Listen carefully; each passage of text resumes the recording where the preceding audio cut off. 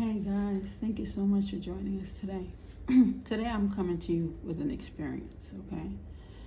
I remember I was teaching in Jersey years ago, and there was a colleague that I had, and she'd come from out of state, and she was trying to make a new life for herself. She really genuinely, you could tell she really wanted to teach in New Jersey. And she came, and she was an asset to the team, I have to say. Wonderful teacher. She was focused, and she really wanted the children to gain, knowledge. So I was home, and I was I don't know. I guess I was writing, setting the lesson plans up, and trying to figure out what I was going to be teaching that week.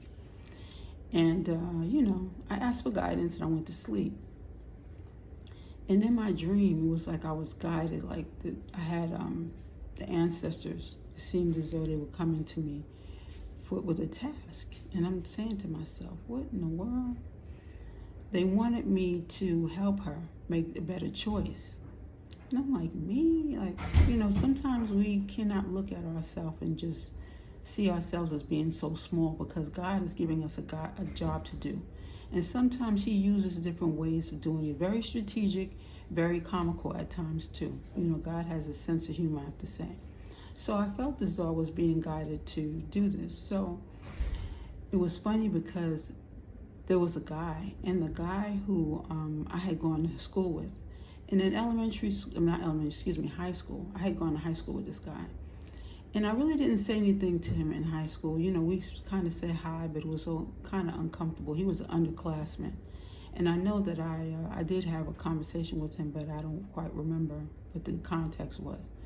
So either way, it was like I hadn't seen him in years. And even if I think I may have crossed his path, but it was no big deal. But in this particular occasion, she had to choose between two guys. And it was like I was being led to show her that this was not the right one. And I know it sounds crazy, but I'm telling you, this is what happened. So I'm walking down the hallway, and it was like, go greet him. And I'm going to greet him, and I'm like, hey, how's it going? I give him a hug. Hey, I haven't heard from you. I haven't spoken to you in a while. And she was in the background. Apparently, they were supposed to meet at the job, and it seemed as though she was basically testing to see if he was actually the right one for her.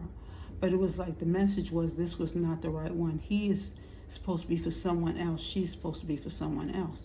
And I did not understand how this was even happening, because I was just like, wow, I really don't like getting into people's business. But in this particular position that I was placed in, this is what I was supposed to do. Now, I know that she's married now, and apparently she's connected with the right person. But this was also a message, because there was something going on in this building, and it was an infestation going on in the basement. And my direction was this was going to be my last year there. And it was crazy, because I was trying to tell my colleagues that, this was it for me. And they were like, one of my girlfriends, she was like, you gonna let these people push you out of here, out of your job?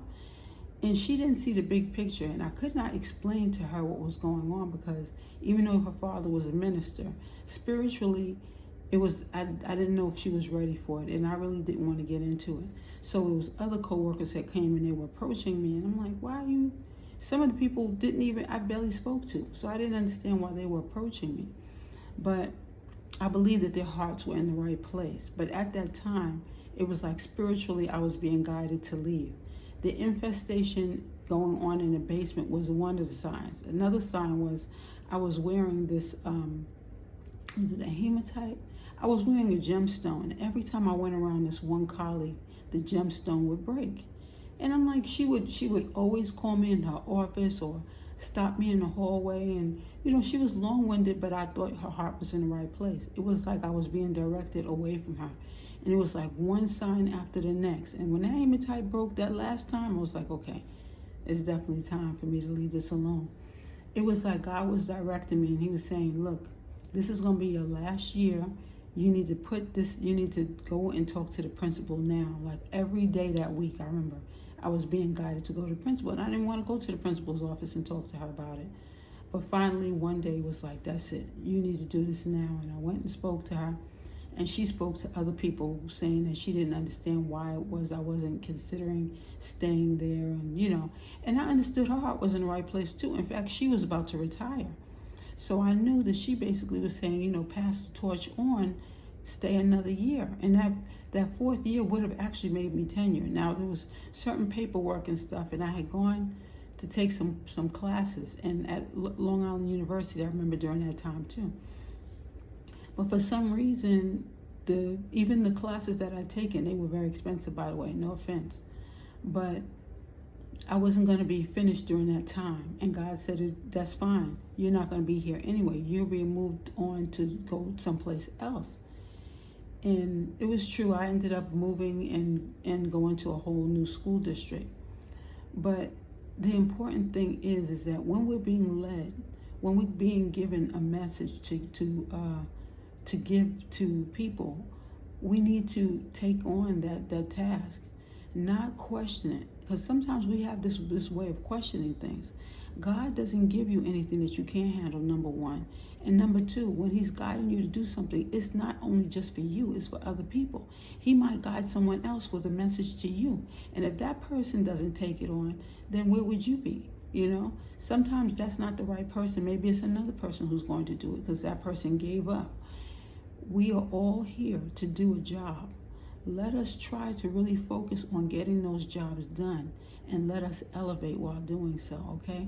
It has been wonderful being here with you, and it is so lovely, and you are unique. So know that it is lovely being with you.